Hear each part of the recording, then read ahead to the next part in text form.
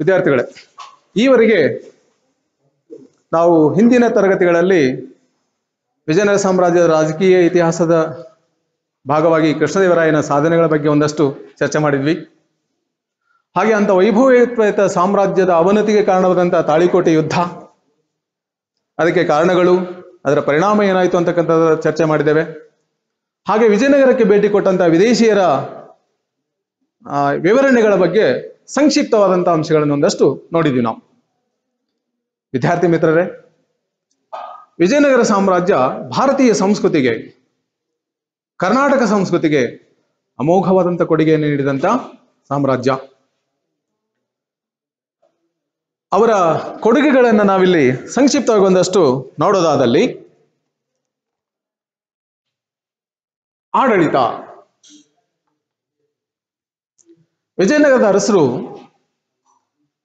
ಒಂದು ಪ್ರಬಲವಾದಂಥ ವಿಕೇಂದ್ರೀಕೃತವಾದಂಥ ಕೇಂದ್ರ ಸರ್ಕಾರವನ್ನ ಸ್ಥಾಪನೆ ಮಾಡಿದ್ರು ಅಂತಕ್ಕಂಥದ್ದನ್ನ ಕಾಣ್ತಾ ಇದ್ದೇವೆ. ಆಡಳಿತದ ಎಲ್ಲ ವಿಭಾಗಗಳ ಮುಖ್ಯಸ್ಥ ಚಕ್ರವರ್ತಿ ಆಗಿದ್ದ ಅಂತಕ್ಕಂಥದ್ದು, ಸರ್ವೋಚ್ಚ ನ್ಯಾಯಾಧೀಶ ದೊರೆಯಾಗಿದ್ದ ಅಂತಕ್ಕಂಥದ್ದು. ವಿಜಯನಗರ ಅರಸರು ಧರ್ಮ ಮಾರ್ಗದಲ್ಲಿ ರಾಜ್ಯಭಾರ ಮಾಡ್ತಕ್ಕಂಥ ನಿಲುವನ್ನು ಹೊಂದಿದ್ರು ಅಂತ ಹೇಳಿ ನಾವು ಕಾಣ್ತಾ ಇದ್ದೇವೆ. ಕೃಷ್ಣದೇವರಾಯ ತನ್ನ ಅಮುಕ್ತ ಮೌಲ್ಯದ ಅನ್ನುವಂಥ ಗ್ರಂಥದಲ್ಲಿ ಬಹಳ ಸೊಗಸಾಗಿ ಸ್ಪಷ್ಟವಾಗಿ ಹೇಳ್ತಾನೆ, ಆಡಳಿತ ಹೇಗಿರ್ಬೇಕು ಅನ್ನೋ ಕುರಿತಾಗಿ ಒಂದು ವ್ಯಾಖ್ಯಾನ ಮಾಡ್ತಾನೆ. ಅಂದ್ರೆ, ಕಿರೀಟ ಹೊತ್ತ ರಾಜ ಸದಾ ಧರ್ಮದ ಮೇಲೆ ಕಣ್ಣಿಟ್ಟು ರಾಜ್ಯಭಾರ ಮಾಡಬೇಕು ಅಂತಕ್ಕಂಥ ಮಾತನ್ನು ಹೇಳ್ತಾನೆ. ಶಿಷ್ಟ ರಕ್ಷಣೆ, ದುಷ್ಟ ಶಿಕ್ಷೆ ಅವನ ನೀತಿ ಆಗಿರ್ಬೇಕು ಅಂತಕ್ಕಂಥ ಮಾತನ್ನು ಹೇಳ್ತಾನೆ.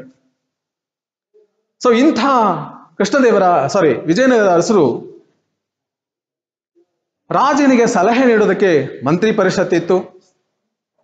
ಆ ಮಂತ್ರಿಗಳ ನೆರವಿನಿಂದ ರಾಜ್ಯಭಾರ ನಡೀತಾ ಇತ್ತು.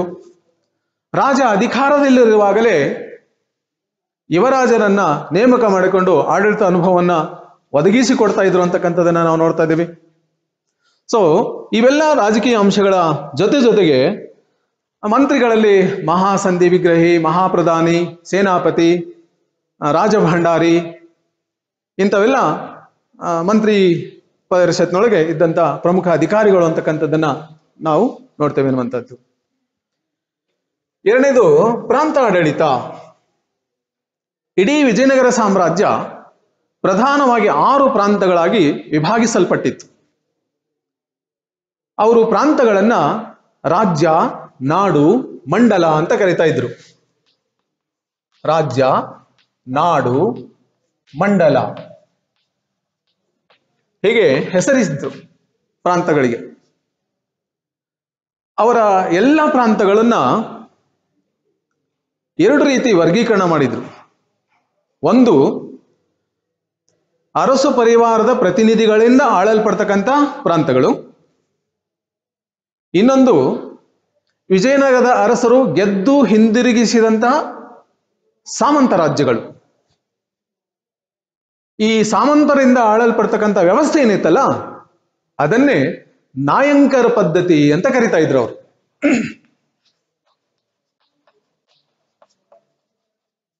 ನಾಯಂಕರ್ ಪದ್ಧತಿ ಅಂದ್ರೆ ವಿಜಯನಗರದ ಅರಸರು ಗೆದ್ದು ಆ ರಾಜರಿಗೆ ರಾಜ್ಯವನ್ನು ಹಿಂದಿರಿಸ್ತಾ ಇದ್ರು. ಆ ಸಾಮಂತರು ಚಕ್ರವರ್ತಿಗೆ ಕಪ್ಪಕಾಣಿಕೆಯನ್ನು ಸಲ್ಲಿಸ್ತಾ ಇದ್ರು ಮತ್ತು ಯುದ್ಧದಲ್ಲಿ ಸೈನ್ಯವನ್ನು ಒದಗಿಸ್ತಾ ಇದ್ರು. ಇದನ್ನೇ ನಾಯಂಕರ್ ಪದ್ಧತಿ ಅಂತ ಕರಿತಾ ಇದ್ರು ಅಂತಕ್ಕಂಥದ್ದನ್ನ ಕಾಣ್ತದೆ ಪ್ರಾಂತಾಡಳಿತದಲ್ಲಿ. ಸೊ ಈ ರೀತಿಯಾಗಿ ಅವರ ಪ್ರಾಂತಾಡಳಿತ ರೂಪಿಸಲ್ಪಟ್ಟಿತ್ತು ಅಂತಕ್ಕಂಥದ್ದನ್ನು ಗುರುತಿಸ್ತೇವೆ.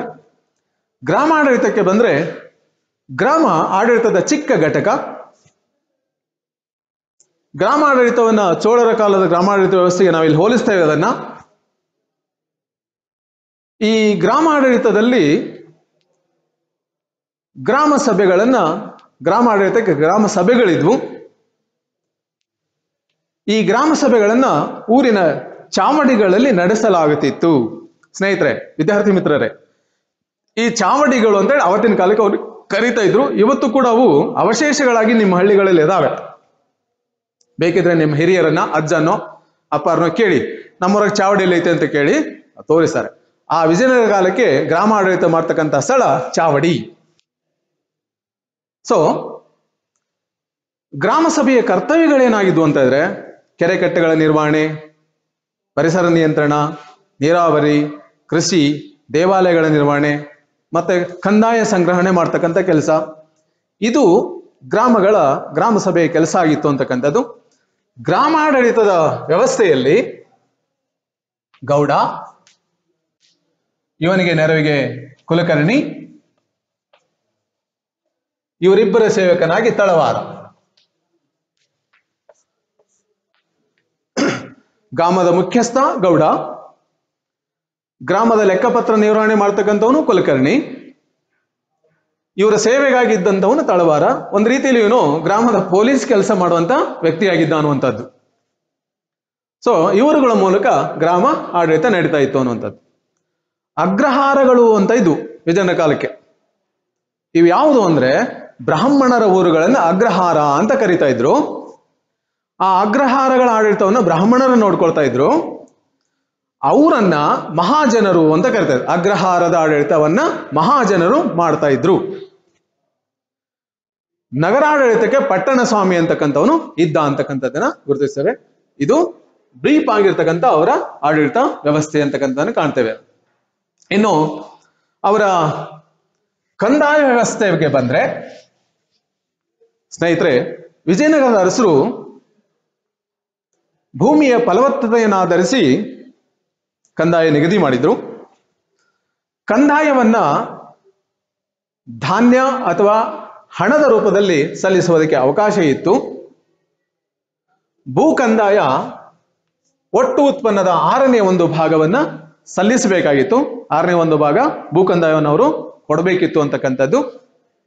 ರಾಜ್ಯಕ್ಕೆ ಇತರೆ ಆದಾಯದ ಮೂಲ ಯಾವುದಂದ್ರೆ ವ್ಯಾಪಾರ ವಾಣಿಜ್ಯದಿಂದ ಬರ್ತಕ್ಕಂಥ ಆದಾಯ, ಹಾಗೆ ಯುದ್ಧದಲ್ಲಿ ಕೊಳ್ಳೆ ಹೊಡೆದಂತ ಸಂಪತ್ತು, ನ್ಯಾಯಿಕ ದಂಡನೆಯಿಂದ ಬಂದಂತ ಆದಾಯ, ಎಲ್ಲಾ ವೃತ್ತಿ ತೆರಿಗೆಗಳು, ಬೇರೆ ಬೇರೆ ವೃತ್ತಿಗಳ ಏನಿದ್ವಲ್ಲ ಅವೆಲ್ಲಾ ವೃತ್ತಿಗಳು, ಅದರಲ್ಲಿ ವಿಶೇಷವಾಗಿ ವೇಶ್ಯಾವೃತ್ತಿಯನ್ನು ಒಳಗೊಂಡು ಬಹಳ ಪ್ರಮುಖವಾದಂಥ ಅಂಶವನ್ನು ತಾವಿಲ್ಲಿ ಗಮನಿಸಬೇಕು.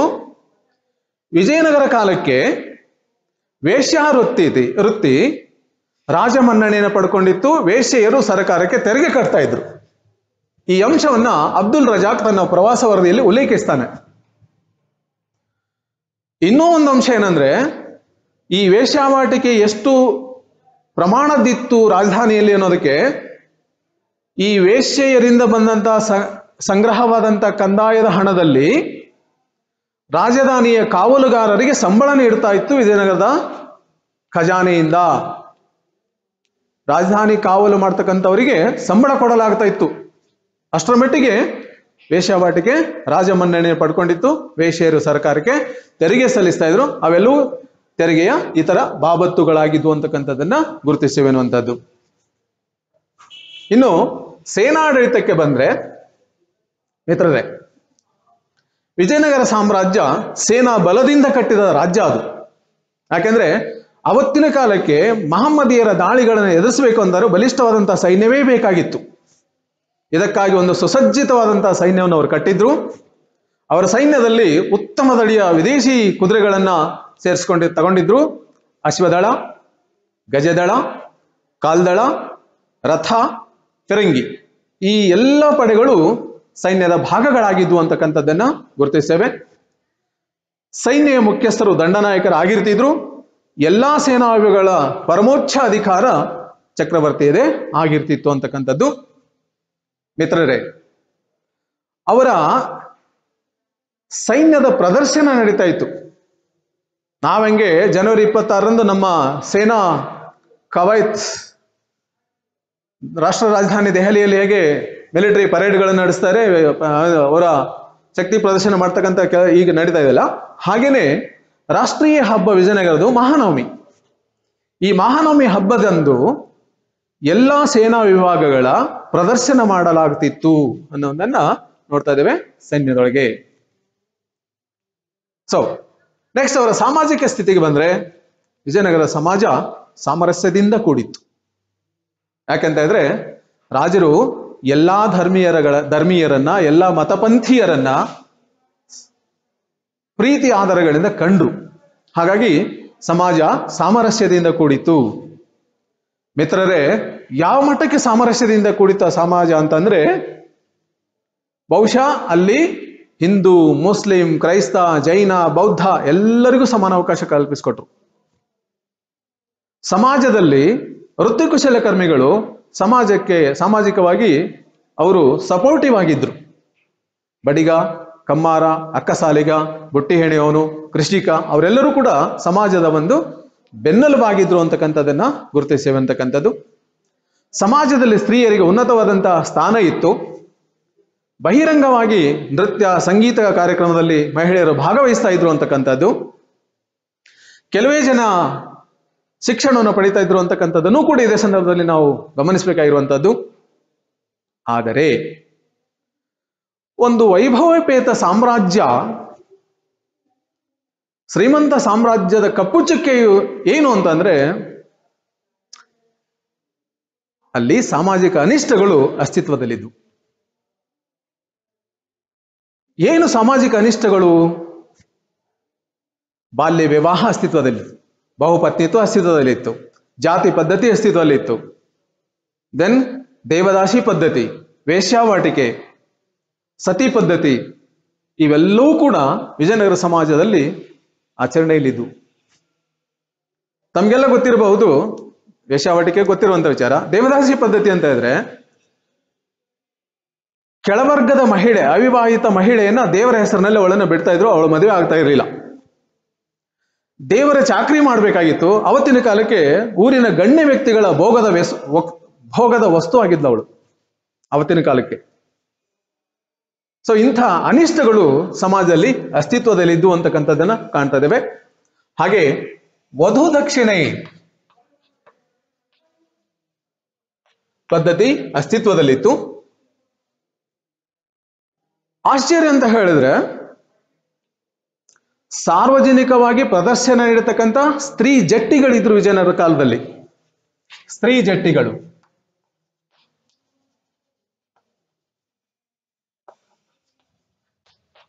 ಹಂಗಂದ್ರೆ ಏನು? ಸ್ತ್ರೀ ಜಟ್ಟಿಗಳು ಅಂದ್ರೆ ಏನು ಅಂದ್ರೆ ಕುಸ್ತಿಪಟುಗಳು. ಸಾರ್ವಜನಿಕವಾಗಿ ಪ್ರದರ್ಶನ ನೀಡತಕ್ಕಂಥ ಕುಸ್ತಿಪಟುಗಳು, ಮಹಿಳಾ ಕುಸ್ತಿಪಟುಗಳು ಇದ್ರು. ವಿಧವಾ ಸ್ತ್ರೀಯರು ಕೇಶಮುಂಡನ ಮಾಡಿಸಿಕೊಳ್ತಕ್ಕಂಥ ಪದ್ಧತಿ ವಿಜಯನಗರ ಕಾಲಕ್ಕೆ ಇತ್ತು ಅಂತಕ್ಕಂಥದ್ದನ್ನ ಕಾಣ್ತಾ ಇದೀವಿ ಅನ್ನುವಂಥದ್ದು. ಸೊ ಸಾಮಾನ್ಯವಾಗಿ ಮುಸ್ಲಿಮರಿಗೆ ಮಸೀದಿ ಕಟ್ಕೊಳ್ಳೋಕೆ, ಕ್ರಿಶ್ಚಿಯನ್ರಿಗೆ ಚರ್ಚ್ಗಳನ್ನು ನಿರ್ಮಾಣ ಮಾಡ್ಕೊಳ್ಳೋದಕ್ಕೆ ಅವಕಾಶ ಮಾಡಿಕೊಟ್ಟಿದ್ರು. ರಾಜರು ಹಿಂದೂ, ಬೌದ್ಧ, ಜೈನ ದೇವರುಗಳನ್ನ ಆರಾಧನೆ ಮಾಡ್ತಾ ಇದ್ರು ಅಂತಕ್ಕಂಥದ್ದನ್ನ ಕಾಣ್ತಾ ಇದ್ವಿ.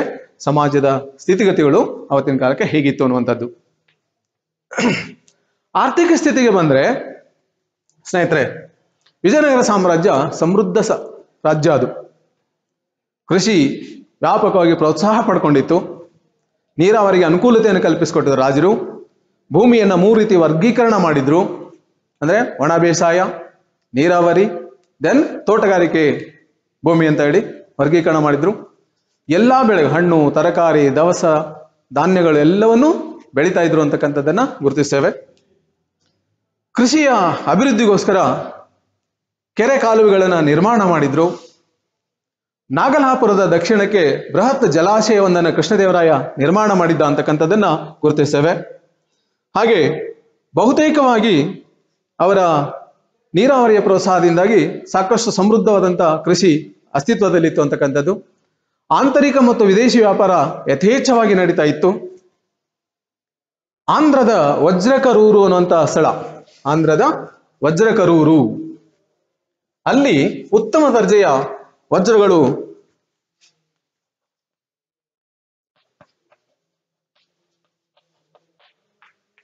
ಉತ್ಪತ್ತಿ ಆಗ್ತಾ ಇತ್ತು. ಇದರ ವ್ಯಾಪಕವಾದಂಥ ವ್ಯಾಪಾರ ಇತ್ತು ಅಂತಕ್ಕಂಥದ್ದು ಗುರುತಿಸ್ತೇವೆ. ಅಕ್ಕಿ, ಸಕ್ಕರೆ, ಬಟ್ಟೆ ಇವು ಸಾಮಾನ್ಯವಾಗಿ ಸಾಂಬಾರು ಪದಾರ್ಥಗಳು ವಿಜಯನಗರದಿಂದ ರಫ್ತಾಗ್ತಾ ಇದ್ವು. ಕುದುರೆ, ಆನೆ, ಮುತ್ತು, ರೇಷ್ಮೆ ಇವುಗಳನ್ನ ಆಮದು ಮಾಡ್ಕೊಳ್ತಾ ಇದ್ರು ವಿಜಯನಗರದ ಅರಸರು ಅಂತಕ್ಕಂಥದ್ದನ್ನ ಕಾಣ್ತಾ ಇದ್ದೇವೆ. ಅವರ ಧಾರ್ಮಿಕ ವಿಷಯಕ್ಕೆ ಬಂದ್ರೆ, ಸಹಜವಾಗಿಯೇ ವಿಜಯನಗರ ಅರಸರು ಧಾರ್ಮಿಕ ಸಾಮರಸ್ಯವನ್ನು ಸಾಮ್ರಾಜ್ಯದಲ್ಲಿ ಸ್ಥಾಪನೆ ಮಾಡಿದ್ರು ಅಂತಕ್ಕಂಥದ್ದು. ರಾಜರು ಪರಮತ ಸಹಿಷ್ಣುಗಳಾಗಿದ್ರು.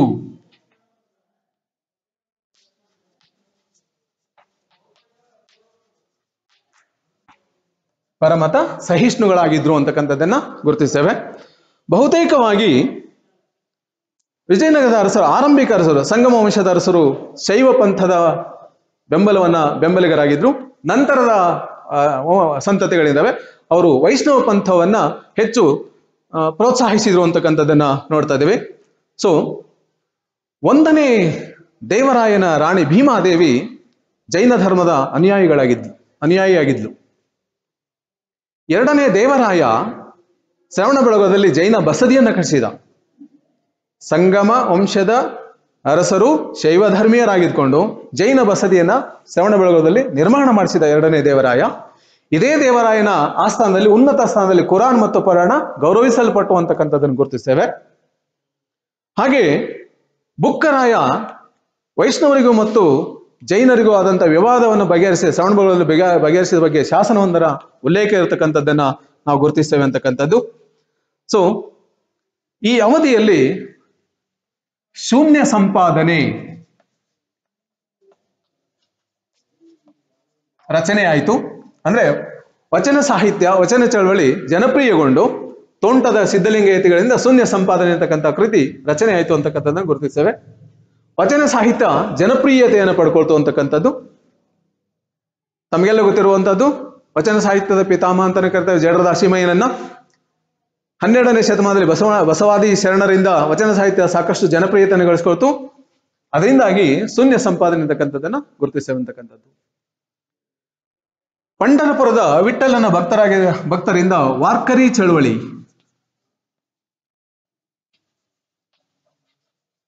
ಮತ್ತು ದಾಸಕೂಟ ಚಳವಳಿ,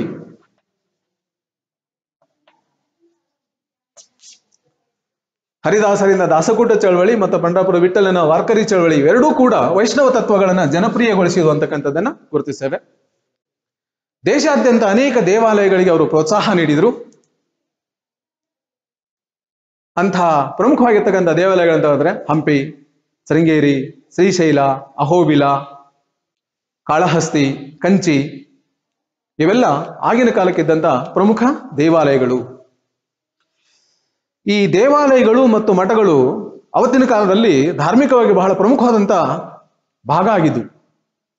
ದೇವಾಲಯಗಳು ಆರಾಧನಾ ಕೇಂದ್ರಗಳಾದರೆ ಮಠಗಳು ಧರ್ಮ ತತ್ವಗಳನ್ನು ಪ್ರಚಾರ ಮಾಡೋದ್ರ ಜೊತೆಗೆ ಶಿಕ್ಷಣ ಪ್ರಚಾರವನ್ನ ತಮ್ಮ ಭಾಗವಾಗಿಸಿಕೊಂಡಿದ್ವು ಮಠಗಳು.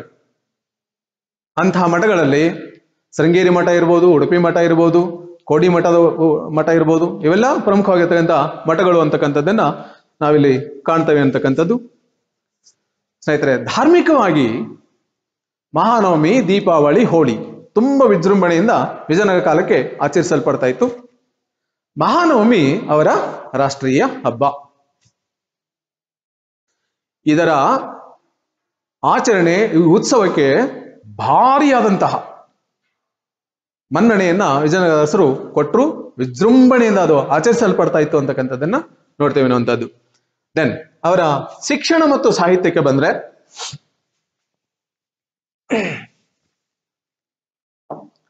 ಸ್ನೇಹಿತರೆ, ವಿಜಯನಗರ ಕಾಲಕ್ಕೆ ಅಗ್ರಹಾರಗಳು, ಮಠಗಳು, ದೇವಾಲಯಗಳು ಶಿಕ್ಷಣ ನೀಡುವ ಕೇಂದ್ರಗಳಾಗಿ ಕೆಲಸ ಮಾಡಿದವು. ಈ ಅವಧಿಯಲ್ಲಿ ಧೂಳಾಕ್ಷರ ಪದ್ಧತಿ ಅಂತಕ್ಕಂಥದ್ದೊಂದು ಅಸ್ತಿತ್ವದಲ್ಲಿತ್ತು. ಧೂಳಾಕ್ಷರ ಪದ್ಧತಿ ಅಂದ್ರೆ ಮರಳಿನ ಮೇಲೆ ಅಕ್ಷರಾಭ್ಯಾಸ ಮಾಡ್ತಕ್ಕಂಥ ಅಥವಾ ಕಲಿಕೆಯನ್ನು ಮಾಡ್ತಕ್ಕಂಥ ಪದ್ಧತಿ ಇದು. ಈ ವಿಚಾರವನ್ನ ಕನಕದಾಸರು ತಮ್ಮ ಮೋಹನ ತರಂಗಿಣಿ ಎನ್ನುವಂಥ ಗ್ರಂಥದಲ್ಲಿ ಉಲ್ಲೇಖಿಸಿದ್ದಾರೆ. ಹಾಗೆ ಪ್ರಾಥಮಿಕ ಶಿಕ್ಷಣವನ್ನ ಬಾಲಬೋಧೆ ಅಂತ ಕರೀತಾ ಇದ್ರು. ಕುಣಿಗಲ್ಲು, ಯಡಿಯೂರು, ಶೃಂಗೇರಿ, ಉಡುಪಿ ಇವೆಲ್ಲ ಶಿಕ್ಷಣದ ಪ್ರಮುಖ ಕೇಂದ್ರಗಳಾಗಿ, ಕಂಚಿ ಪ್ರಮುಖವಾದಂಥ ಕೇಂದ್ರಗಳಾಗಿದ್ವು ಅಂತಕ್ಕಂಥದ್ದನ್ನ ಗುರುತಿಸ್ತವೆ. ಶೈಕ್ಷಣಿಕವಾಗಿ ಈ ರೀತಿಯಾದಂಥ ಅವಕಾಶಗಳನ್ನು ಅಲ್ಲಿ ಕಲ್ಪಿಸಿಕೊಟ್ಟಿರುವಂತ. ಸಾಹಿತ್ಯಕ್ಕೆ ಬಂದ್ರೆ it's A classical age. Vijayanagara ಕಾಲಕ್ಕೆ ಶಾಸ್ತ್ರೀಯ ಸಾಹಿತ್ಯ ಓತಪ್ರೋತವಾಗಿ ಬೆಳೆದು ಬಂತು. ವಿದ್ಯಾರ್ಥಿ ಮಿತ್ರರೇ, ಸಂಸ್ಕೃತ, ಕನ್ನಡ, ತೆಲುಗು, ತಮಿಳು ಭಾಷೆಯಲ್ಲಿ ಶ್ರೀಮಂತ ಸಾಹಿತ್ಯ ಸೃಷ್ಟಿಯಾಯಿತು ವಿಜಯನಗರ ಕಾಲದಲ್ಲಿ ಅಂತಕ್ಕಂಥದ್ದನ್ನ ಗುರುತಿಸ್ತೇವೆ. ಅಂಥ ಸಾಹಿತ್ಯದಲ್ಲಿ, ಸಂಸ್ಕೃತ ಸಾಹಿತ್ಯದಲ್ಲಿ ಉಲ್ಲೇಖನೀಯವಾಗಿರ್ತಕ್ಕಂಥ ಅಂಶಗಳು ಒಂದೆರಡು ಅಂಶಗಳನ್ನ ಅಲ್ಲಿ ಹೇಳೋದಾದ್ರೆ, ವಿದ್ಯಾರಣ್ಯರ ರಾಜಕಾಲ ನಿರ್ಣಯ, ಸಾಯಣರ ಪರಾಶರ ಮಾಧವೀಯ, ಗಂಗಾಂಬಿಕೆ ಬರೆದಿರ್ತಕ್ಕಂಥ ಮಧುರಾ ವಿಜಯಂ, ವರದಾಂಬಿಕೆ ತಿರುಮಲಾಂಬ ಬರೆದಿರ್ತಕ್ಕಂಥ ವರದಾಂಬಿಕ ಪರಿಣಯಂ, ಕೃಷ್ಣದೇವರಾಯ ಬರೆದಿರ್ತಕ್ಕಂಥ ಜಾಂಬವತಿ ಕಲ್ಯಾಣ, ಉಷಾ ಪರಿಣಯಂ, ಮದಾಲಸ ಚರಿತಂ, ರಸಮಂಜರಿ. ಸ್ನೇಹಿತರೆ, 2 ಮಾರ್ಕ್ಸ್ ಪ್ರಶ್ನೆ ಕೃಷ್ಣದೇವರಾಯನ ಕೃತಿಗಳ ಬಗ್ಗೆ ಪ್ರಶ್ನೆ ಮಾಡಬಹುದು. ಜಾಂಬವತಿ ಕಲ್ಯಾಣ ಮತ್ತು ಉಷಾ ಪರಿಣಯಂ ಪ್ರಮುಖವಾದಂಥ ಸಂಸ್ಕೃತ ಗ್ರಂಥಗಳು. ಇಂಥ ಶ್ರೀಮಂತ ಸಂಸ್ಕೃತ ಗ್ರಂಥಗಳು ರಚನೆಯಾಗಿದ್ವು ಅಂತಕ್ಕಂಥದ್ದನ್ನ ಗುರುತಿಸ್ತೇವೆ. ತೆಲುಗು ಸಾಹಿತ್ಯ ಕನ್ನಡ ಸಾಹಿತ್ಯಕ್ಕೆ ಬಂದ್ರೆ ಅಪಾರವಾದಂತಹ ಸಾಹಿತ್ಯ ರಚನೆ ಆಯಿತು ಈ ಅವಧಿಯಲ್ಲಿ. ಬಹುತೇಕವಾಗಿ ಕುಮಾರವ್ಯಾಸ ಗದುಗಿನ ಭಾರತ ರಚನೆ ಮಾಡಿದ, ಅದಕ್ಕೆ ಕರ್ನಾಟಕ ಭಾರತ ಕಥಾಮಂಜರಿ ಅಂತನೂ ಕೂಡ ಕರಿತೇವೆ ನಾವು ಅದನ್ನ. ಚಾಮರಸನ ಪ್ರಭುಲಿಂಗ ಲೀಲೆ ಇದೇ ಅವಧಿಯಲ್ಲಿ ರಚನೆ ಆದದ್ದು. ಹಾಗೆ ರತ್ನಾಕರ ವರ್ಣಿಯ ಭರತೇಶ ವೈಭವ, ಭಟ್ಟಾಕಳಂಕದೇವ ಬರೆದಿರ್ತಕ್ಕಂಥ ಶಬ್ದಾನುಶಾಸನ, ಹಾಗೆ ನಿಜಗುಣ ಶಿವಯೋಗಿಗಳ ಶಿವತತ್ವ ಚಿಂತಾಮಣಿ ಅಂತಕ್ಕಂಥ ಗ್ರಂಥ, ಪುರಂದರದಾಸರ ಕೀರ್ತನೆಗಳು, ಕನಕದಾಸರ ಮೋಹನ ತರಂಗಿಣಿ, ಹರಿಭಕ್ತಿ ಸಾರ, ನಳಚರಿತೆ, ರಾಮಧಾನ್ಯ ಚರಿತೆ.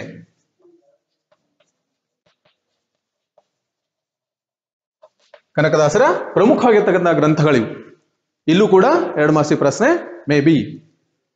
ಸೊ ಈ ರೀತಿಯಾಗಿ ಕನ್ನಡ ಸಾಹಿತ್ಯವೂ ಕೂಡ ಹುಲಸಾಗಿ ಬೆಳೆದು ಬಂದಿತ್ತು ಅಂತಕ್ಕಂಥದ್ದನ್ನ ಕಾಣ್ತಾ ಇದ್ದೇವೆ. ಹಾಗೆ ತೆಲುಗು ಸಾಹಿತ್ಯಕ್ಕೆ ಬಂದ್ರೆ ಶ್ರೀನಾಥ ಹರಿವಿಲಾಸಮು ಅಂತಕ್ಕಂಥ ಕಾಶಿಕಂದ ಅನ್ನುವಂಥ ಗ್ರಂಥವನ್ನು ರಚನೆ ಮಾಡಿದ್ದಾನೆ ಅಂತಕ್ಕಂಥದ್ದು. ಕೃಷ್ಣದೇವರಾಯ ಅಮುಕ್ತ ಮೌಲ್ಯದ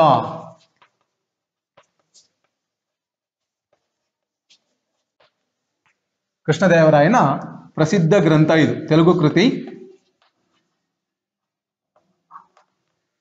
ಕೃಷ್ಣದೇವರಾಯ ಬರೆದಂತ ಪ್ರಸಿದ್ಧ ಗ್ರಂಥ ಅಮುಕ್ತ ಮೌಲ್ಯದ. ಹಾಗೆ ಅಲ್ಲಾಸಾನಿ ಪೆದ್ದಣ್ಣ ಬರೆದಂತ ಆಂಧ್ರ ಕವಿ ಪಿತಾಮ ಅಂತ ಬಿರುದಾಂಕಿತನಾಗಿರ್ತಕ್ಕಂಥ ಅಲ್ಲಾಸಾನಿ ಪೆದ್ದಣ್ಣ ಮನುಚರಿತಮು ಅಂತಕ್ಕಂಥ ಕೃತಿಯನ್ನ ಬರೆದಿದ್ದಾನೆ. ವೇಮನ ಪದ್ಯಗಳು ತೆಲುಗಿನ ರಚನೆ ಆಗಿರ್ತಕ್ಕಂಥವುಗಳು. ಇವೆಲ್ಲ ಆ ಕಾಲಕ್ಕೆ ರಚನೆ ಆಗಿರ್ತಕ್ಕಂಥ ತೆಲುಗು ಸಾಹಿತ್ಯ ಕೃತಿಗಳು ಅಂತಕ್ಕಂಥದ್ದನ್ನ ಗುರುತಿಸ್ತೇವೆ. ಹೀಗೆ ಸಾಹಿತ್ಯ ಕ್ಷೇತ್ರಕ್ಕೆ ಅಮೋಘವಾದಂಥ ಕೊಡುಗೆಯನ್ನ ವಿಜಯನಗರಸರು ನೀಡಿದ್ರು ಅಂತಕ್ಕಂಥದ್ದನ್ನ ಕಾಣ್ತಾ ಇದ್ದೇವೆ. ನೆಕ್ಸ್ಟ್ ಅವರ ಕಲೆ ಮತ್ತು ವಾಸ್ತುಶಿಲ್ಪಕ್ಕೆ ಬಂದ್ರೆ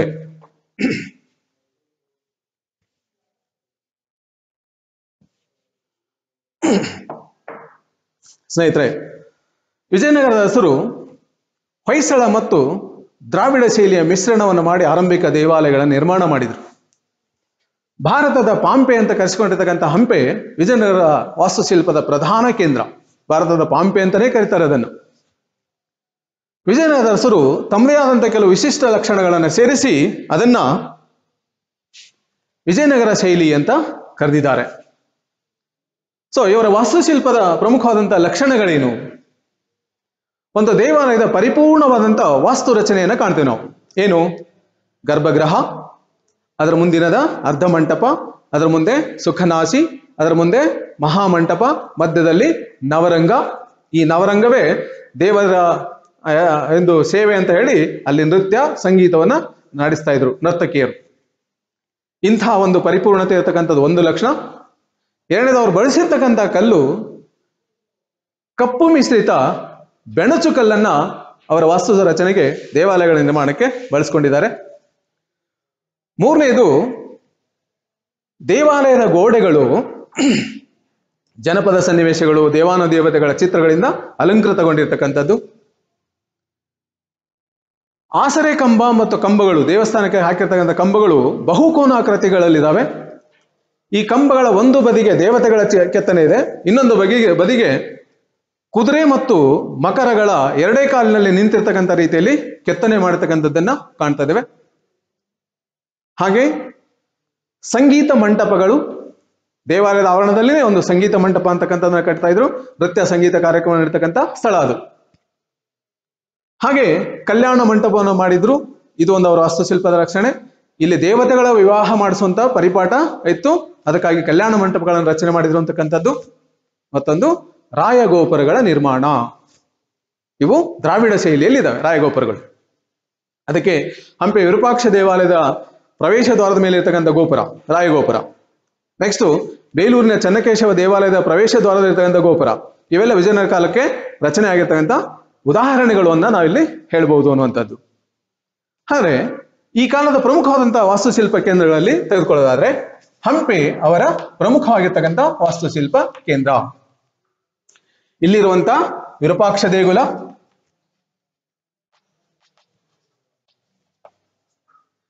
ವಿಜಯ ವಿಠ್ಠಲ, ಹಜಾರ ರಾಮಸ್ವಾಮಿ, ಕಲ್ಲಿನ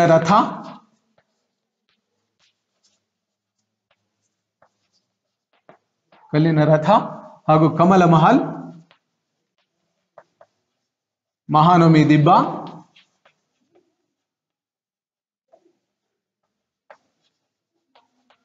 ಇನ್ನು ಅನೇಕ ಸಾಕಷ್ಟು ಹೆಸರಿಸಬಹುದು. ಪ್ರಮುಖವಾಗಿರ್ತಕ್ಕಂಥ ಅಂಶಗಳನ್ನ ನಾವು ಗುರುತಿಸ್ತೇವೆ. ಸ್ನೇಹಿತರೆ, ಇವು ಇಲ್ಲಿನ ಪ್ರಮುಖವಾಗಿರ್ತಕ್ಕಂಥ ಲಕ್ಷಣಗಳು. ವಿರೂಪಾಕ್ಷ ದೇಗುಲದ ಒಂದು ವೈಶಿಷ್ಟ್ಯ ಹೇಳ್ತೇನೆ. ಇಲ್ಲಿ ಪ್ರವೇಶ ದ್ವಾರ ಇದೆಯಲ್ಲ, ಅದರ ಮೇಲೆ ಆ ಗೋಪುರವನ್ನು ನಿರ್ಮಾಣ ಮಾಡಿದ್ದಾರೆ. ಅದರ ಬಾಟಮ್ 100 ಅಡಿ ಇದೆ. ಅದರ ಶೃಂಗ ಅಂದ್ರೆ ತುದಿ 0 ಇದೆ. 100 ಅಡಿ ಅಗಲ ಇರತಕ್ಕಂಥದ್ದು ಶೃಂಗ 0 ಇದೆ. ಇಂಥ ಗೋಪುರಕ್ಕೆ ಎಲ್ಲಿಯೂ ಒಂದು ಕಂಬದ ಆಸರೆ ಇಲ್ಲ. ಅದಕ್ಕೆ ಅಷ್ಟು ಕರಾರುವಾಕ್ಕಾದಂಥ ವಾಸ್ತು ರಚನೆಯನ್ನ ಅಲ್ಲಿ ಕಾಣ್ತೇವೆ ಅಂತಕ್ಕಂಥ ವಿರೂಪಾಕ್ಷ ದೇಗುಲ. ವಿಜಯ ವಿಠ್ಠಲ ದೇಗುಲ ಕೃಷ್ಣದೇವರಾಯನ ಪ್ರಮುಖವಾಗಿರ್ತಕ್ಕಂಥ ರಚನೆ ಇದು. ಆತ ಕಟ್ಟಿಸಿದಂಥ ಭವ್ಯವಾದಂಥ ಮತ್ತು ವಿಜಯನಗರ ಹಂಪಿಯಲ್ಲಿರ್ತಂಥ ಅತ್ಯಂತ ಪ್ರಮುಖವಾಗಿರ್ತಕ್ಕಂಥ ದೇವಾಲಯ ಇದು. ಇದೇ ದೇವಾಲಯದಲ್ಲಿ 56 ಸಂಗೀತ ಕಂಬಗಳಿದ್ವು. ಈಗ ಅಷ್ಟೂ ಕಂಬಗಳಿಲ್ಲ, 44 ಸಂಗೀತ ಕಂಬಗಳೀಗ ಕಾಣ್ತಾ ಇದ್ದಾವೆ. ಇವುಗಳನ್ನ ಬಾರಿಸಿದರೆ ಸಪ್ತಸ್ವರಗಳು ಹೊರಡ್ತವೆ. ಈಗ ನಾವು ಪ್ರವಾಸಕ್ಕೆ ಹೋದ್ರೆ ಅವುಗಳನ್ನ ಬಾರಿಸದಂತೆ ಅದಕ್ಕೆ ನಿರ್ಬಂಧ ಇದೆ. ಯಾಕಂದ್ರೆ ಎಲ್ಲರೂ ಕುಟ್ಟಿ ಅರ್ಧ ಸೌದು ಹೋಗಿದಾವೆ ಕಂಬಗಳು. ಹಾಗಾಗಿ ಅವುಗಳ ಸಂಗೀತ ಸ್ವರ ಹೇಗೆ ಹೊರಡ್ತದೆ ಅಂತ ಇದ್ರೆ, ಕಲ್ಲಿನಲ್ಲಿರ್ತಕ್ಕಂತಹ ಲೋಹದ ಅಂಶ ಮತ್ತು ಸಿಲಿಕಾನ್ ಅಂಶ ಎರಡೂ ಮಿಶ್ರಣ ಇರೋದ್ರಿಂದ ಆ ಕಲ್ಲುಗಳಲ್ಲಿ ಆ ಸೌಂಡು ಬರ್ತದೆ ಅನ್ನುವಂಥದ್ದು. ಈ ವಿಜಯ ವಿಠ್ಠಲ ದೇಗುಲದ ಎದುರಿನಲ್ಲೇ ಇರತಕ್ಕಂಥದ್ದು ಕಲ್ಲಿನ ರಥ, ಏಕಶಿಲಾ ರಥ. ಇದು ಒಂದೇ ಕಲ್ಲಿನ ಕೆತ್ತಿದ್ದಾರೆ. ದೂರದಿಂದ ನೋಡಿದ್ರೆ ಒಂದು ನಾವು ತೇರ್ಗಡ್ಡಿ ಅಂತ ಹೇಳ್ತೇವಲ್ಲ, ನಮ್ಮ ಭಾಷೆಯಲ್ಲಿ ಹೇಳೋದ ತೇರ್ಗಡ್ಡಿ. ಆ ತೇರ್ಗಡ್ಡಿಯನ್ನು ನಾವು ನೋಡ್ತೇವೆ ಅಲ್ಲಿ ದೂರದಿಂದ ನಿಂತು ನೋಡಿದ್ವಿ. ಆದ್ರೆ ಒಂದೇ ಕಲ್ಲಿ ಕೆತ್ತಿದಂತ ದೇವಸ್ಥಾನ ಅದು ವಿಜಯ ವಿಠ್ಠಲನ ಎದುರಿಗಿದೆ. ಅದು ನೋಡ್ಲಿಕ್ಕೆ ರಥದ ಹಾಗೆ ಕಾಣ್ತದೆ, ಆದ್ರೆ ಗರುಡ ದೇವನ ಗುಡಿ ಅದು. ವಿಷ್ಣುವಿನ ವಾಹನ ಗರುಡ. ಆ ಗರುಡನ ಮೂರ್ತಿಯನ್ನ ಕಲ್ಲಿನ ರಥ ಏನು ಕಾಣ್ತದಲ್ಲ ಅದರಲ್ಲಿ ಪ್ರತಿಷ್ಠಾನ ಮಾಡಿದ್ದಾರೆ. ನೆಕ್ಸ್ಟ್ ಹಜಾರ ರಾಮಸ್ವಾಮಿ ಕಮಲ ಮಹಲ್, ಇಂಡೋ ಇಸ್ಲಾಮಿಕ್ ಶೈಲಿಯಲ್ಲಿ ನಿರ್ಮಾಣ ಮಾಡತಕ್ಕಂಥ ಅದ್ಭುತವಾದಂಥ ರಚನೆ ಇದು. ಹಾಗೆ ಮಹಾನವಮಿ ದಿಬ್ಬ, ವಿಜಯದಶಮಿ ಆಚರಣೆಗಾಗಿಯೇ ನಿರ್ಮಾಣ ಮಾಡತಕ್ಕಂಥ ದಿಬ್ಬ ಇದು. ದೊಡ್ಡದಂತ ವೇದಿಕೆ ಮಾಡಿದ್ದಾರೆ. ಅಲ್ಲಿಂದ ರಾಜರು ನೇರವಾಗಿ ಆನೆ ಮೇಲೆ ಕೂತ್ಕೊಂಡು ಬಂದು ವೇದಿಕೆ ಮೇಲೆ ಹೋಗ್ತಾ ಇದ್ರಂತೆ. ಅದಕ್ಕೆ 2 ಕಡೆಗೆ ಮೆಟ್ಲುಗಳಿದೆ, ಹತ್ತಿ ಬರ್ಲಿಕ್ಕೆ ಇಳಿಲಿಕ್ಕೆ ವ್ಯವಸ್ಥೆನ ಮಾಡಿರ್ತಕ್ಕಂಥದ್ದನ್ನ ಕಾಣ್ತೇವೆ ಅನ್ನುವಂಥದ್ದು. ನೆಕ್ಸ್ಟ್ ಇವುಗಳನ್ನು ಬಿಟ್ರೆ 2ನೇ ಪ್ರಮುಖವಾದಂಥ ಅಂಶ ಶೃಂಗೇರಿ ವಿದ್ಯಾಸಂಕರ ದೇಗುಲ.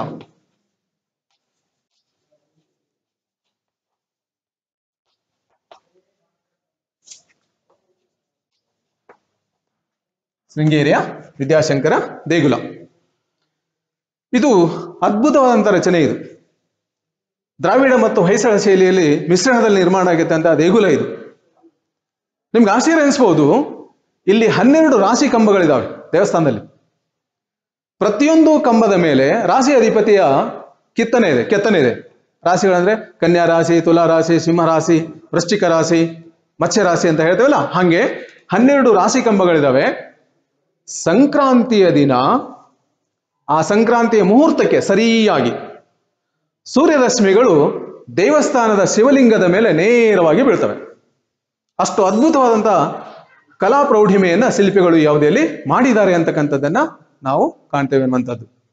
ಇದಲ್ದೇನೆ ಲೇಪಾಕ್ಷಿಯ ವೀರಭದ್ರ ದೇವಸ್ಥಾನ, ತಾಡಪತ್ರೆಯ ಶಿವನ ದೇಗುಲ, ಚಿದಂಬರಂನ ಶೈವ ದೇಗುಲ, ಮದುವೆ ಮೀನಾಕ್ಷಿ ದೇವಾಲಯಗಳು ಇದಕ್ಕೆ ಸಾಕ್ಷಿಯಾಗಿದ್ದಾವೆ ಅಂತಕ್ಕಂಥದ್ದನ್ನ ಗುರುತಿಸ್ತೇವೆ ಅನ್ನುವಂಥದ್ದು. ಹಾಗೆ ಮೂರ್ತಿ ಶಿಲ್ಪಕ್ಕೆ ಅವರು ಸಾಕಷ್ಟು ಪ್ರೋತ್ಸಾಹ ನೀಡಿದ್ರು ಅಂತಕ್ಕಂಥದ್ದನ್ನು ಗುರುತಿಸ್ತೇವೆ. ಬಹುಶಃ ಸಾಸಿವೆ ಕಾಳು ಗಣಪತಿ, ಕಡಲೆಕಾಳು ಗಣಪತಿ, ಯೋಗ ನರಸಿಂಹ, ಉದ್ದನ ವೀರಭದ್ರನ ಮೂರ್ತಿ, ಕಲ್ಲಿನ ರಥ, ಇವು ಅವರ ಮೂರ್ತಿ ಶಿಲ್ಪಕ್ಕೆ ಜ್ವಲಂತ ಸಾಕ್ಷಿಯಾಗಿದ್ದಾವೆ ಅಂತಕ್ಕಂಥದ್ದನ್ನ ಗುರುತಿಸ್ತೇವೆ. ಸಾಸಿವೆ ಕಾಳು ಗಣಪತಿ ಅಂತ ಇದ್ರೆ ಸಾಸಿವೆ ವ್ಯಾಪಾರಿಗಳು ಆ ಮೂರ್ತಿಯನ್ನ ಕೆತ್ತಿಸಿ ಪ್ರತಿಷ್ಠಾನ ಮಾಡಿದಿಂದಾಗಿ ಆ ಹೆಸರು ಬಂದಿದೆ ಅಂತ ಹೇಳ್ತದೆ ಸ್ಥಳ ಪುರಾಣ. ಹಾಗೆ ಕಡಲೆಕಾಯಿ ಗಣಪತಿ ಅಂದ್ರೆ ಕಡಲೆ ವ್ಯಾಪಾರಿಗಳು ಅದನ್ನ ಪ್ರತಿಷ್ಠಾನ ಮಾಡಿದ್ದಕ್ಕೆ ಆ ಹೆಸರು ಇರ್ತಕ್ಕಂಥದ್ದು. ಕೃಷ್ಣದೇವರಾಯ ಕೆತ್ತಿಸಿರ್ತಕ್ಕಂಥ ಉಗ್ರ ನರಸಿಂಹನ ಪ್ರತಿಮೆ ಅಲ್ಲಿ ಕಾಣ ಸಿಗ್ತದೆ ಅಂತಕ್ಕಂಥದ್ದು. ಹೀಗೆ ಮೂರ್ತಿ ಶಿಲ್ಪಗಳು. ಆಮೇಲೆ ತಮಿಳುನಾಡಿನಲ್ಲಿ ಯರಗುಪ್ಪ ದಂಡನಾಯಕನ ಶಿಲಾಮೂರ್ತಿ ಇದೆ. ಹಾಗೆ ಕೃಷ್ಣದೇವರಾಯನ ಮತ್ತು ಅವನ ಪತ್ನಿಯರ ಕಂಚಿನ ಪುತ್ಥಳಿಗಳು ತಿರುಪತಿಯಲ್ಲಿ ಕಾಣಸಿಗುತ್ತವೆ. ಇವೆಲ್ಲವೂ ಕೂಡ ವಿಜಯನಗರದ ಮೂರ್ತಿ ಶಿಲ್ಪಕ್ಕೆ ಜ್ವಲಂತ ಸಾಕ್ಷಿ ಅಂತಕ್ಕಂಥದ್ದನ್ನ ಕಾಣ್ತೇವೆ. ಲಲಿತ ಕಲೆಗೂ ಕೂಡ ಅವರು ಪ್ರಾಶಸ್ತ್ಯವನ್ನು ನೀಡಿದ್ರು, ಚಿತ್ರಕಲೆಗೆ ಪ್ರಾಶಸ್ತ್ಯ ನೀಡಿದ್ರು. ಅಜಂತಾವನ್ನ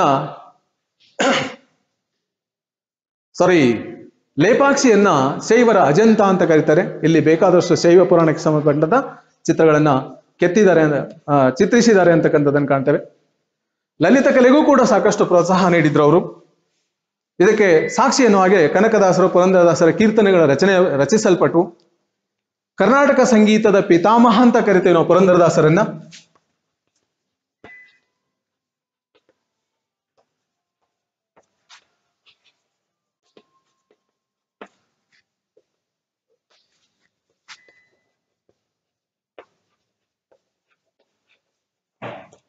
ಯಾಕಂದ್ರೆ ಭಾರತೀಯ ಸಂಗೀತ ಪರಂಪರೆಯಲ್ಲಿ 2 ರೀತಿ ಇದಾವೆ. ಒಂದು ಹಿಂದೂಸ್ತಾನಿ ಸಂಗೀತ, ಇನ್ನೊಂದು ಕರ್ನಾಟಕ ಸಂಗೀತ ಅಂತ ಹೇಳಿ. ಆ ಕರ್ನಾಟಕ ಸಂಗೀತ ಪಿತಾಮಹ ಪುರಂದರದಾಸ. ಅಂದ್ರೆ ಕರ್ನಾಟಕ ಸಂಗೀತಕ್ಕೆ ಬುನಾದಿ ಗೀತೆಗಳನ್ನು ರಚನೆ ಮಾಡಿದ್ರು. ಅವುಗಳನ್ನ ಪಿಳ್ಳಾರಿ ಗೀತಗಳು ಅಂತ ಕರೀತಾರೆ. ಆ ಪಿಳ್ಳಾರಿ ಗೀತೆಗಳೇ ಕರ್ನಾಟಕ ಸಂಗೀತದ ಬುನಾದಿ ಅಂತ ಹೇಳಿ ಗುರುತಿಸ್ತೇವೆ. ಹೀಗೆ ಸಂಗೀತ ಕ್ಷೇತ್ರಕ್ಕೂ ಕೂಡ ಪ್ರೋತ್ಸಾಹ ನೀಡಿದ್ರು. ಬಂದಂ ಲಕ್ಷ್ಮೀನಾರಾಯಣ ಅಂತಕ್ಕಂಥ ಸಂಗೀತ ಗುರು ಕೃಷ್ಣದೇವರಾಯನ ಆಸ್ಥಾನದಲ್ಲಿ ಇದ್ರು ಅಂತಕ್ಕಂಥದ್ದನ್ನ ಕಾಣ್ತದೇವೆ. ಇವೆಲ್ಲವೂ ಕೂಡ ವಿಜಯನಗರ ಸಾಂಸ್ಕೃತಿಕ ಕೊಡುಗೆಗಳು ಅಂತ ಹೇಳಿ ನಾವು ಗುರುತಿಸ್ತೇವೆ ಅಂತಕ್ಕಂಥದ್ದನ್ನ ಕಾಣ್ತೇವೆ. ಸೊ ಇವಿಷ್ಟು ಪ್ರಮುಖವಾಗಿರ್ತಕ್ಕಂಥ ಅಂಶಗಳನ್ನು ನಾವಿಲ್ಲಿ ಗುರುತಿಸ್ತೇವೆ. ನಾವು ವಿಜಯನಗರದ ವಿಘಟನೆಗೆ ಬಂದ್ರೆ ಸ್ನೇಹಿತರೆ, ಯಲಹಂಕದ ನಾಡಪ್ರಭುಗಳು ರಣಬೈರೇಗೌಡ ಈ ವಂಶದ ಸ್ಥಾಪಕ. 1537ರಲ್ಲಿ ಈ ವಂಶದ ಪ್ರಸಿದ್ಧ ದೊರೆ ಕೆಂಪೇಗೌಡ ಬೆಂಗಳೂರು ನಗರ ನಿರ್ಮಿಸಿದ.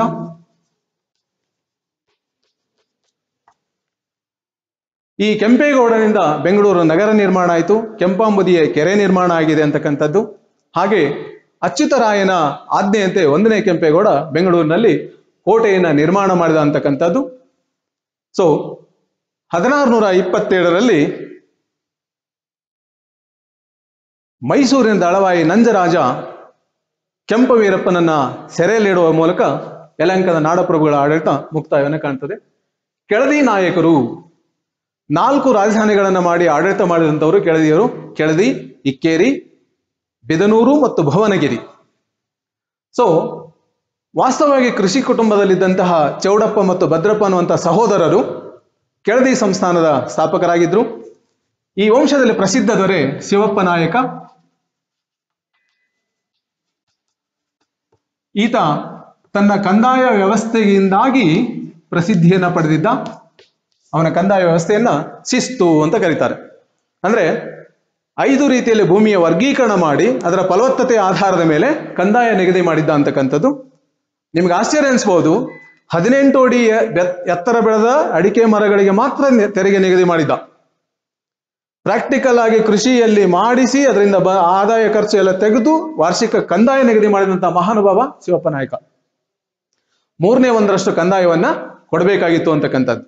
ಉತ್ತಮ ಭೂಮಿ, ಮಧ್ಯಮ ಭೂಮಿ, ಕನಿಷ್ಠ ಭೂಮಿ, ಅಧಮ ಭೂಮಿ, ಅಧಮಾಧಮ ಭೂಮಿ ಅಂತ ಹೇಳಿ 5 ರೀತಿಯ ಭೂಮಿಯ ವರ್ಗೀಕರಣ ಮಾಡಿದ್ದ ಅಂತಕ್ಕಂಥದ್ದನ್ನು ಕಾಣ್ತೇವೆ.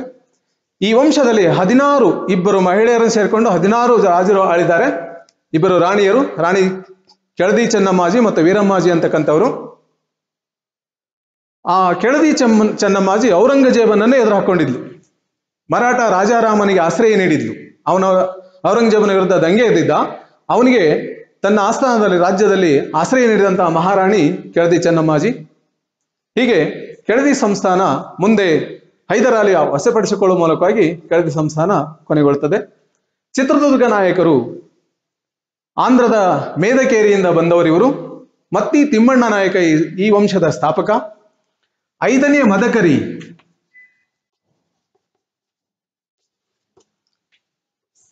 ಚಿತ್ರದುರ್ಗ ನಾಯಕರಲ್ಲಿ ಪ್ರಸಿದ್ಧ ರಾಜ. ಇವತ್ತಿರ್ತಕ್ಕಂಥ ಚಿತ್ರದುರ್ಗದ ಕೋಟೆಯ ನಿರ್ಮಾಪಕ 5ನೇ ಮದಕರಿ. ಹೈದರಾಲಿ ಜೊತೆಗೆ ಮೊದಲು ಸಖ್ಯ ಇತ್ತು, ಆಮೇಲೆ ವೈರತ್ವ ಬೆಳೀತು. ಮರಾಠರ ಜೊತೆಗೆ ಸೇರಿಕೊಂಡು ಆನವಟ್ಟಿ ಕದನದಲ್ಲಿ ಹೈದರಾಲಿಯನ್ನು ಸೋಲಿಸಿದ್ದ. ಮುಂದೆ ಹೈದರಾಲಿ 3 ಬಾರಿ ಮದಕರಿ ಮೇಲೆ ದಾಳಿ ಮಾಡಿದ. 1ನೇ ಬಾರಿ ದಾಳಿಯಲ್ಲಿ ವಿಫಲ ಆದ. 2ನೇ ಬಾರಿ ದಾಳಿಯಲ್ಲೂ ಕೂಡ ವಿಫಲನಾಗ್ತಾನೆ.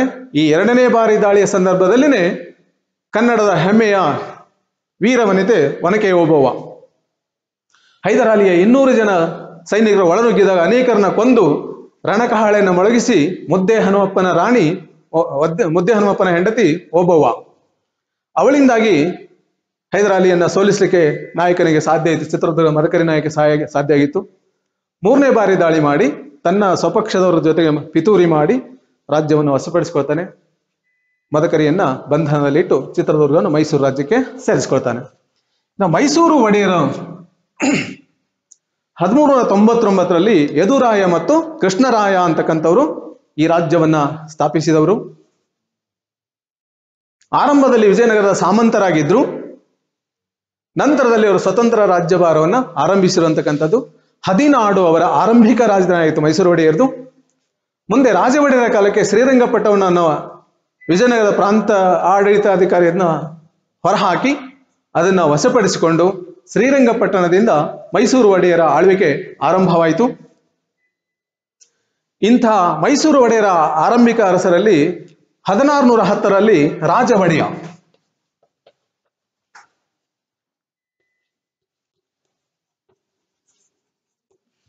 ಮೈಸೂರು ದಸರಾವನ್ನ ಆರಂಭಿಸಿದ.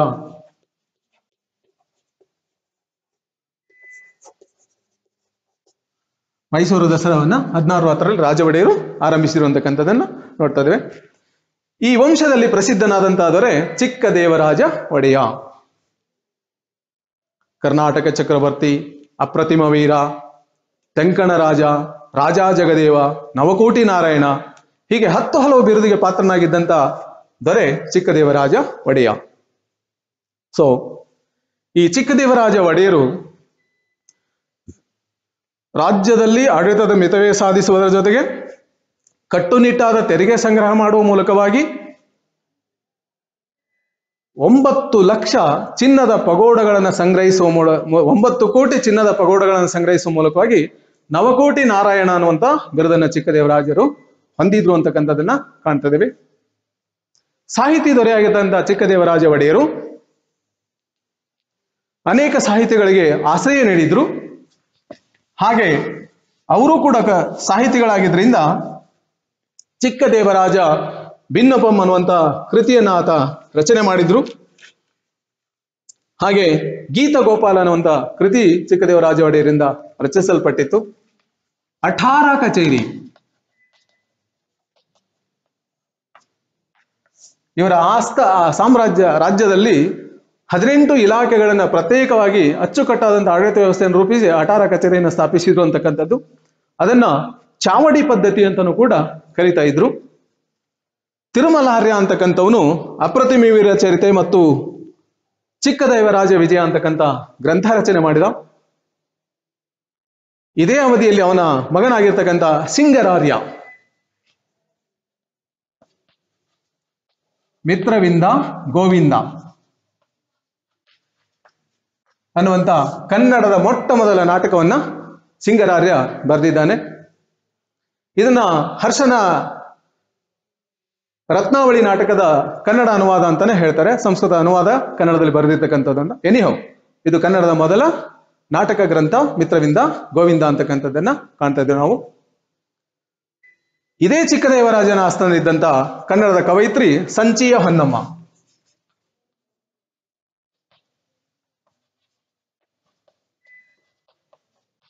ಇವಳು ಹದಿಬದಿಯ ಧರ್ಮ ಅಂತಕ್ಕಂಥ ಕೃತಿಯನ್ನ ರಚನೆ ಮಾಡಿದ್ದು. ಹದಿಬದಿಯ ಧರ್ಮ ಅಂತಕ್ಕಂಥ ಕೃತಿ ರಚನೆ ಮಾಡಿದ್ದು. ಸೊ ಈ ಮೂಲಕವಾಗಿ ಸಾಕಷ್ಟು ಸಾಹಿತ್ಯ ಪ್ರೋತ್ಸಾಹ ನೀಡಿದರು. ಬೆಂಗಳೂರಿನ ಕೋಟೆ ವೆಂಕಟರಮಣ ದೇವಸ್ಥಾನ ನಿರ್ಮಿಸಿದರು. ಹಾಗೆ ಹರದನಹಳ್ಳಿ ಗೋಪಾಲಕೃಷ್ಣ ದೇವಾಲಯ ಇವರೇ ಕಟ್ಟಿಸಿರ್ತಕ್ಕಂಥದ್ದು ಅಂತಕ್ಕಂಥ ಕಾಣ್ತೇವೆ. ಜೊತೆಗೆ ದೊಡ್ಡ ದೇವರಾಯ ನಾಲೆ, ಚಿಕ್ಕ ದೇವರಾಯ ನಾಲೆ ಅಂತ ನಾಲೆಗಳನ್ನು ಮೂಲಕವಾಗಿ ನೀರಾವರಿ ಸೌಲಭ್ಯವನ್ನು ಕಲ್ಪಿಸಿಕೊಟ್ರು. ಇವರ ನಂತರ ಮುಂದೆ ದುರ್ಬಲ ಅರಸರು ಬಂದದ್ರಿಂದ ದಳವಾಯಿಗಳ ಆಳ್ವಿಕೆ ಮೈಸೂರಿನಲ್ಲಿ ಆರಂಭ ಆಗ್ತದೆ. ಅದನ್ನ ಲಾಭ ಪಡ್ಕೊಂಡು ಹೈದರಾಲಿ ಮುಸ್ಲಿಂ ಸರ್ವಾಧಿಕಾರವನ್ನ ಸ್ಥಾಪಿಸಿದ ಅಂತಕ್ಕಂಥದ್ದನ್ನು ಕಾಣ್ತದೆ. ಇಷ್ಟು ವಿಜಯನಗರದ ಒಂದು ಸಂಕ್ಷಿಪ್ತವಾದ ಚಿತ್ರಣ. ವಿಜಯನಗರ ವಿಘಟನೆ ಆದ ಮೇಲೆ ಹೇಗೆ ಇವರೆಲ್ಲ ಸ್ವತಂತ್ರವಾದಂತಹ ರಾಜ್ಯಭಾರವನ್ನು ಮಾಡಿದ್ರು ಅಂತಕ್ಕಂಥದ್ದನ್ನು ಕಾಣ್ತದೆ. ಇಲ್ಲಿ ಬರ್ತಕ್ಕಂಥ 1-2 ಮಾರ್ಕ್ಸಿನ ಪ್ರಶ್ನೆಗಳಿಗೆ ತಾವು ಕಾನ್ಸಂಟ್ರೇಟ್ ಮಾಡಬೇಕು ಅಂತಕ್ಕಂಥ ಮಾತನ್ನು ಹೇಳ್ತಾ ವಿಜಯನಗರ ಸಾಮ್ರಾಜ್ಯದ ಇತಿಹಾಸದ ಸಂಕ್ಷಿಪ್ತ ಪರಿಚಯವನ್ನ ನಾನು ಮುಗಿಸ್ತಾ ಇದ್ದೇನೆ. ಧನ್ಯವಾದ.